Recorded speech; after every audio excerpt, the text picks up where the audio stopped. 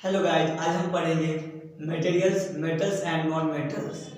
हम पार्ट 1 में पढ़े थे कि मेटल्स एंड नॉन मेटल्स की फिजिकल प्रॉपर्टी के बारे में पढ़े थे। उस जो मेटल्स का फिजिकल प्रॉपर्टी क्या होते हैं और नॉन मेटल्स का फिजिकल प्रॉपर्टी क्या होते हैं। तो हमने उस पार्ट 1 में मेटल्स के बारे में पढ़ चुके थे, नॉन मेटल्स के बारे में पढ़ चुके थे। पार्ट 1 में हमने ये भी पढ़ा था कि मेटल जो होते हैं ऑक्सीजन से रिएक्ट करके क्या बनाते हैं, मेटेलिक ऑक्साइड बनाते हैं। जो उसका नेचर कैसा होता है बच्चों, मतलब कि जो बेसिक नेचर के होते हैं। ठीक है बच्चों, अब हम पढ़ते हैं नॉन मेटल्स। नॉन मेटल्स जो होते हैं बच्चों कि ये ऑक्सीजन के साथ रिएक्ट करके क्या बनाते हैं। जैसे कि मानो बच्चों सल्फर लिया, सल्फर कैसा मेटल है, नॉन मेटल है। और ऑक्सीजन लिया, सल्फर को जब ऑक्सीजन से रिएक्ट करवाया तो क्या बना, सल्फर डाइऑक्साइड मतलब गैस बना, सल्फर डाइऑक्साइड गैस बना। ठीक है बच्चों, तो सल्फर डाइऑक्साइड जो गैस बना है, जब उसको हम क्या, उस गैस को वाटर के साथ में हम क्या करते हैं, रिएक्शन करवाते हैं, तो क्या बनते हैं बच्चों, सल्फ्यूरस एसिड बनते हैं।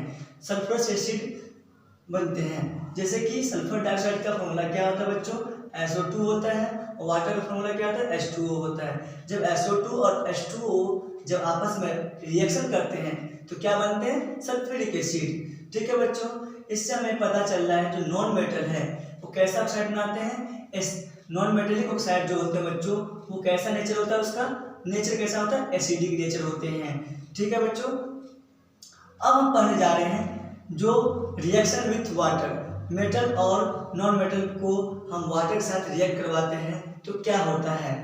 जैसे कि बच्चों आप जानते हो कि सोडियम को यदि हम वाटर के साथ रिएक्ट करवाते हैं तो सोडियम बहुत तेजी से वाटर के साथ रिएक्शन कर लेता है और आग पकड़ लेता है, क्योंकि वाटर में क्या होता है बच्चों, ऑक्सीजन होते हैं और सोडियम क्या करते हैं बच्चों, ऑक्सीजन से बहुत जल्दी ही रिएक्ट कर लेते हैं और आग पकड़ लेता है।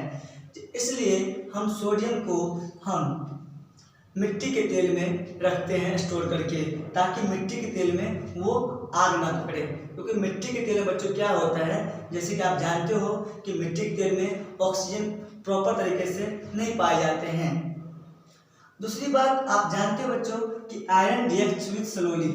आयरन रिएक्ट्स विथ स्लोली का मतलब है कि जो कोई मेटल होता है वो पानी के साथ बहुत धीमे धीमे क्या करते हैं, रिएक्शन करते हैं। जैसा कि आपने देखा होगा कि कोई आपके घर में दरवाजा होगा या लोहे का कोई गेट होगा, उसको बाहर के जो वाटर के जो मॉइस्चर होते हैं उसको उससे अभिक्रिया करने में काफ़ी टाइम लगते हैं, काफ़ी लंबे समय लगते हैं।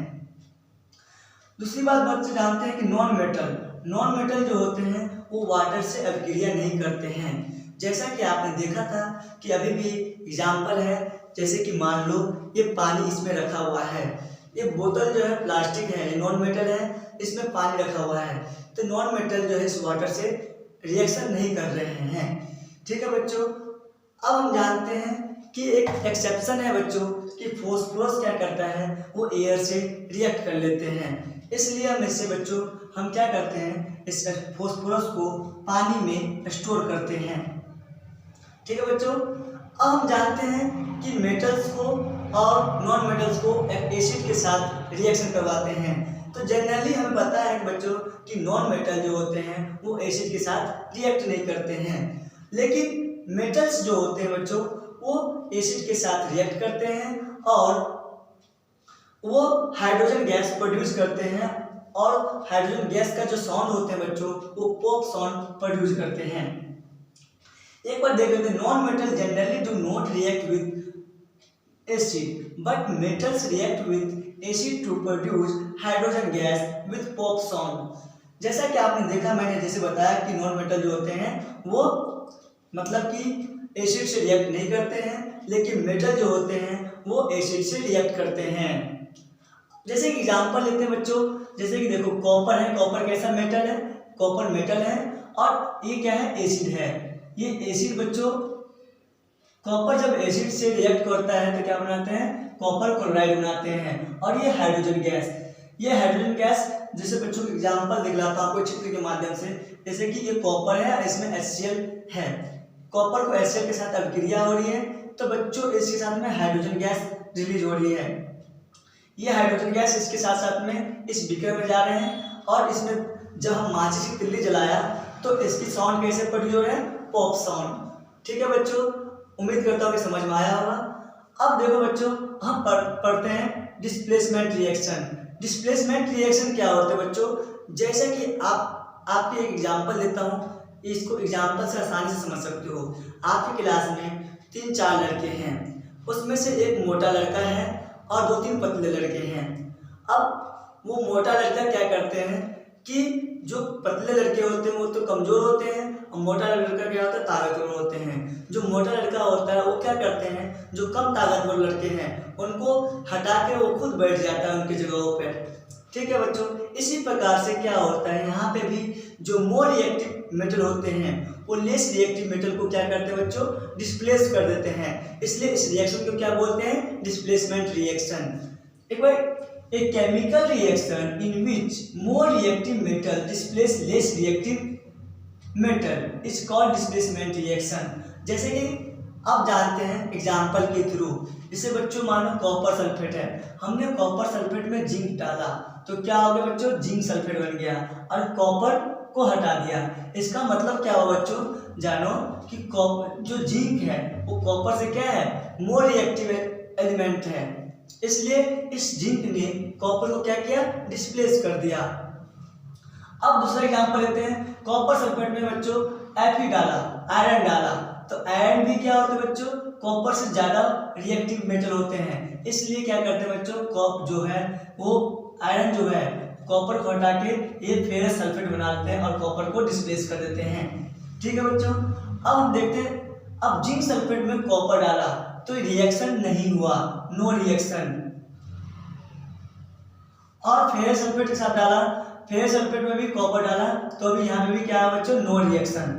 क्योंकि रिएक्शन क्यों नहीं हुआ, क्योंकि आप जानते हो बच्चों कि कॉपर क्या है, जिंक से कम लेस रिएक्टिव मेटल है, जिंक से कम पावर है, पावरफुल एलिमेंट्स है। इसलिए जो कम पावरफुल वाले एलिमेंट्स होते हैं वो मोर पावरफुल रिएक्टिव एलिमेंट्स को डिस्प्लेस नहीं कर पाते हैं, इसलिए यहाँ पर रिएक्शन नहीं हुआ।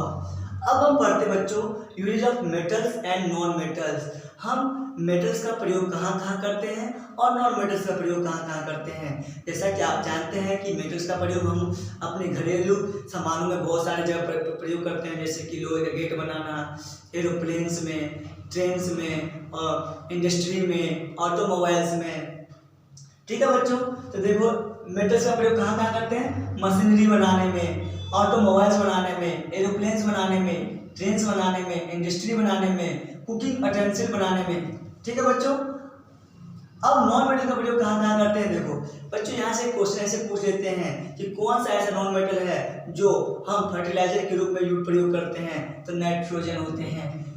ऐसा कौन सा मेटल है जो वाटर को प्यूरिफाई करते हैं, पानी को शुद्ध करते हैं, तो ऐसा मेटल का नाम बताओ, तो क्या होगा बच्चों, क्लोरीन होगा। ठीक है, जो पानी को क्या करते हैं, साफ करने में मदद करते हैं। Non metal used in cracker, ऐसे नॉन मेटल का नाम बताओ जो पटाखे में यूज करते हैं। सल्फर, जो सल्फर का प्रयोग कहाँ करते हैं बच्चों, पटाखे बनाने में। Non metal use for respiration, जैसे बच्चों हम नॉन मेटल का प्रयोग कहाँ करते हैं, श्वसन करने के लिए, सांस लेने के लिए, ब्रीथिंग करने के लिए। ठीक है बच्चों, non metal use to treat wound. अब नॉन मेटल, ऐसा नॉन मेटल बताओ जिसका हम प्रयोग करते हैं घाव का इलाज करने के लिए, तो क्या होता है, आयोडीन। ठीक है बच्चों, हम उम्मीद करते हैं कि ये वीडियो आपको समझ में आया होगा, और जब तक के लिए अब हम नेक्स्ट चैप्टर नंबर 5 हम पढ़ेंगे, कोल एंड पेट्रोलियम। ये वीडियो आपको अच्छा लगा हो तो लाइक एंड सब्सक्राइब करें। Thank you guys.